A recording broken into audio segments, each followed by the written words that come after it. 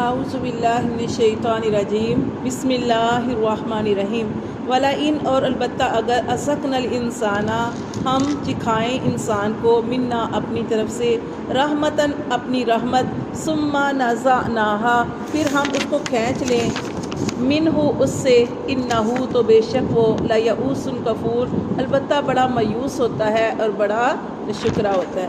یہاں پہ اللہ تبارک و تعالیٰ نے انسان کے بارے میں بتایا کہ انسان کی فطرت کیا ہے۔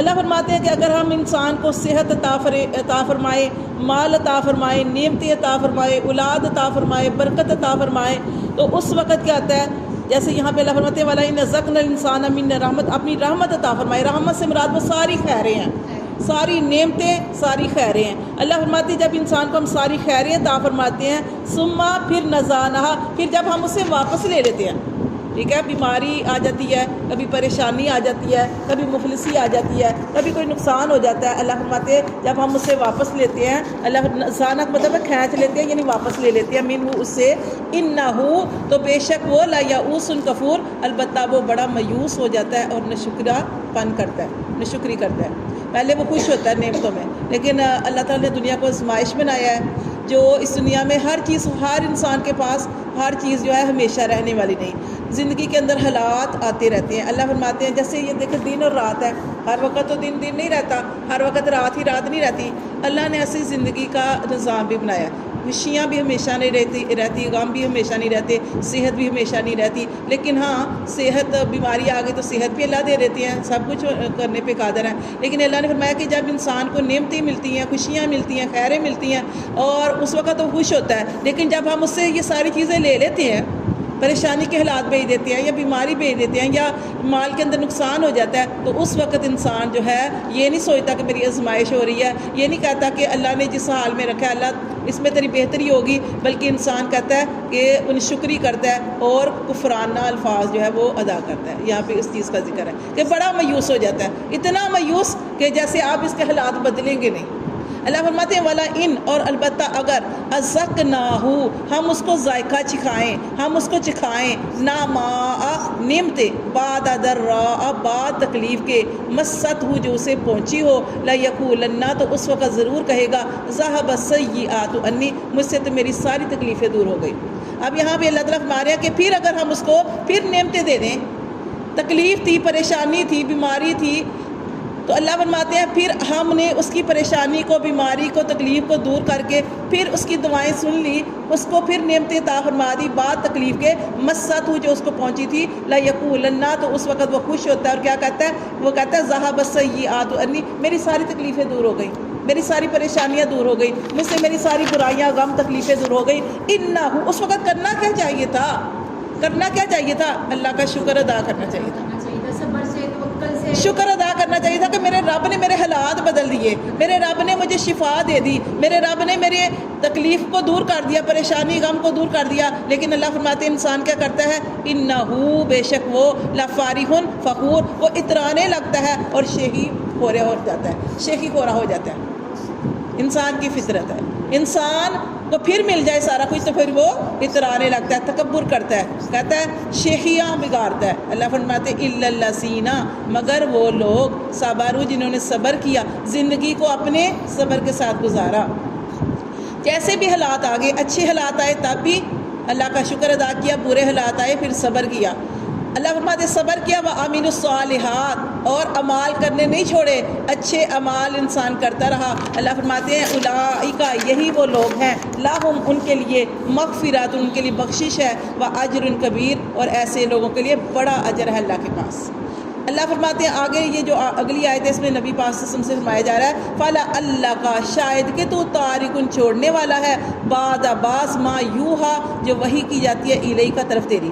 یہاں پہ نبی پاک صلی اللہ علیہ وسلم کو یہ کہا جا رہا ہے کہ کہیں یہ نہ ہو کہ تو چھوڑ دے، کیا اللہ تعالیٰ جب وحی بھیج دیتے نا نبی صلی اللہ علیہ وسلم کے پاس جبرائیل علیہ السلام کے ذریعے، تو اب وحی کیا تھی، اللہ فرماتے فَلَعَلَّكَ تَارِكٌ بَعْدَ مَا يُوحَىٰ إِلَيْكَ شاید کہ تو چھوڑنے والا ہے اس کو جو وحی کی جاتی ہے تیری طرف، وَضَائِقٌ بِهِ اور تنگ ہونے والا ہے بِهِ اس وحی کے ساتھ صدرک تیرا سینہ، تنگ کس وجہ سے ہونے والا ہے، این یقول آگے وجہ بتا دی، این یقولو کیونکہ وہ کہتے ہیں، کون کہتے ہیں، کافر کہتے ہیں، مشرک کہتے ہیں، آپ سے کہتے ہیں لولا انزل علیہ کنز، کہ اگر تو نبی ہے تو تیرے ساتھ کیوں نہیں اترا کوئی خزانہ؟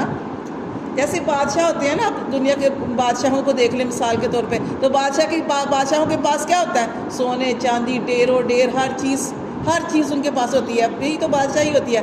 لیکن یہ جو نبی تھے، ہمارے نبی تھے، یہ مفلس تھے، ان کے پاس ڈیروں ڈیر مال نہیں تھا۔ اب اللہ تعالیٰ فرماتے ہیں کہ یہ کافر آپ سے کیا کہا کرتے تھے کہ اگر تو اللہ کا نبی ہے تو تیرے پاس سونے کے پہاڑ کیوں نہیں ہیں؟ تو نبی ہے تو تیرے ساتھ سونے کے پہاڑ چلتے، تو غریب کیوں ہے؟ او جاء معہ ملک، یا تیرے ساتھ فرشتہ کیوں نہیں آیا، یا تیرے ساتھ کوئی فرشتہ کیوں نہیں آیا؟ وہ فرشتہ آ کے بتایا کہ یہ اللہ کا نبی ہے۔ انما، اللہ فرماتے ہیں آپ نے اپنے دل کو تنگ نہیں کرنا، آپ نے اللہ کی جو وحی ہے اس کو آگے پہنچانا ہے، اس سے اپنے دل کو تنگ نہیں کرنا، اللہ کے حکم کو پہنچانا ہے۔ انما انت نذیر، کیونکہ اللہ نے تجھے نذیر بنا کر بھیجا ہے، اللہ نے تمہیں ڈرانے والا بنا کے بھیجا۔ یہ نہیں ڈر رہے، ان کو سمجھاؤ، ان کو واضح نصیحت کرو، یہ ڈر جائیں۔ یہ کس سے ڈر جائیں؟ جہنم کے عذاب سے ڈر جائیں۔ واللہ علی کل شیء وکیل، اللہ تعالیٰ تو ہر چیز کے اوپر کارساز ہے۔ ام یقولون افترا، اور کیا کہتے تھے نبی پاک صلی اللہ علیہ وسلم سے؟ وہ کہتے تھے کہ اس نے گھڑ لیا قرآن، نعوذ باللہ۔ وہ کہتے تھے ام یقولون افترا، یہ جو قرآن، یہ جو وحی ہمیں، یہ جو ہمیں کہتا ہے نا میری طرف وحی آئی ہے، یہ تو قرآن اس نے اپنے پاس سے گھڑ لیا ہے۔ اللہ تعالیٰ فرماتے ہیں کہ اے نبی، کل آپ صلی اللہ علیہ وسلم ان کافروں سے کہہ دیجئے فاتو بھی عشرن سورن، کہ تم بھی 10 صورتیں لے آؤ۔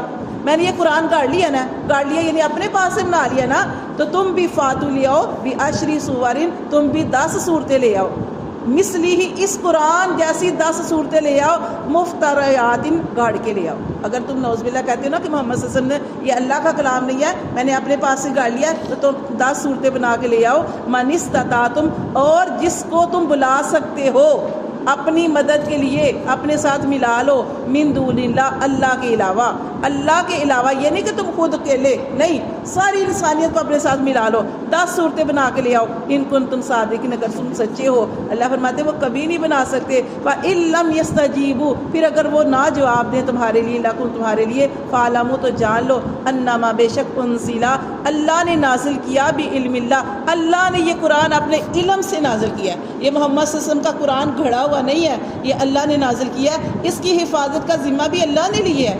یہ قرآن ہمیشہ اسی طرح رہے گا۔ 1400 سال پہلے اللہ نے یہ قرآن نازل کیا تھا نبی پاک صلی اللہ علیہ وسلم کے دل پہ، اور تب سے اب تک یہ محفوظ ہے، اور قیامت تک ایسے ہی محفوظ رہے گا۔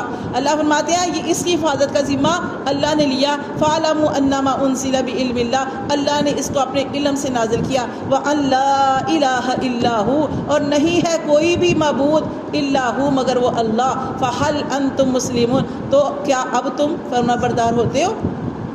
کیا تم فرما بردار ہوتے ہو؟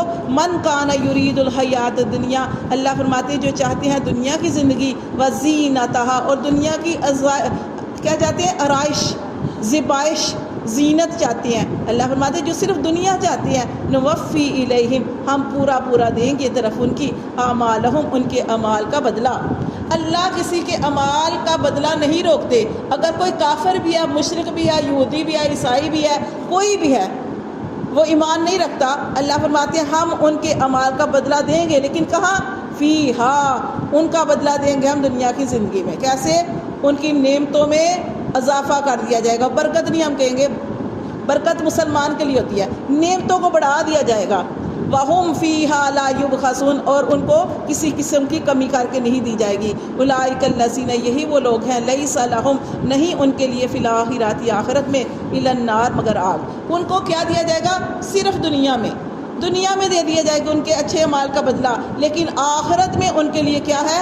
جہنم کی آگ ہے۔ وَحَبِطَ، اللہ فرماتے ہیں اور ضائع ہو گئے، مَا صَنَعُوا، جو انہوں نے کام کیے، جو اچھے کام کیے دنیا میں۔ مثال کے طور پہ آپ کافروں کو دیکھ لیں نا، وہ کیا کرتے ہیں؟ جھوٹ نہیں بولتے، ٹھیک ہے، وہ کیا کرتے ہیں؟ وقت کے پابند ہیں، مطلب وہ ان کے اندر یہ ساری چیزیں ہیں، حق نہیں مارتے، ٹائم کے پابند ہے، اس طرح کی چیزیں ان کے اندر، جو مسلمانوں کے اندر چیزیں ہونی چاہیے وہ ان کے اندر ہے۔ اور ہم مسلمان ہیں، ہم جھوٹ بھی بولتے ہیں، ہم امانت میں خیانت بھی کرتے ہیں، ہم ظلم زیادتی کے معاملے بھی کرتے ہیں، ہم چوری ڈاکے بھی ڈالتے ہیں، ہر برائی ہمارے اندر، جو ہمارے اندر ہونی چاہیے تھی وہ کافروں نے اپنا لی، اور کافروں کی ہم نے اپنا لی۔ لیکن اللہ فرماتے ہیں کافر جو اچھے اعمال کرتے ہیں ان کا بدلہ ان کو دنیا میں ملے گا اور آخرت میں ان کو کچھ بھی نہیں ملے گا۔ وَحَبِطَ مَا صَنَعُوا فِيهَا، اور ضائع کر دیے جائیں گے جو انہوں نے کیا، جو بھی اعمال کیے وہ دنیا میں رہ جائیں گے اور آخرت میں ضائع کر دیے جائیں گے۔ وَبَاطِلٌ، اور باطل ہو جائیں گے، مَا كَانُوا يَعْمَلُونَ، جو بھی وہ اعمال کرتے تھے وہ سارے کے سارے باطل کر دیے جائیں گے۔ صدق اللہ۔